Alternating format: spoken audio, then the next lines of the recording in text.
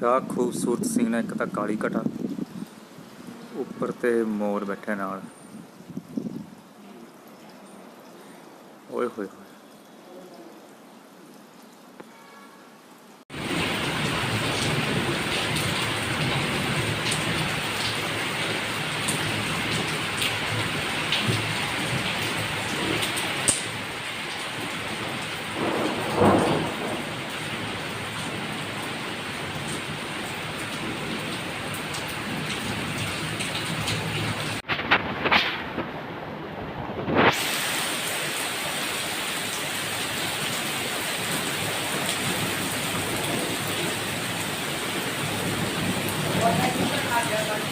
हाँ गमलियां च भर गया।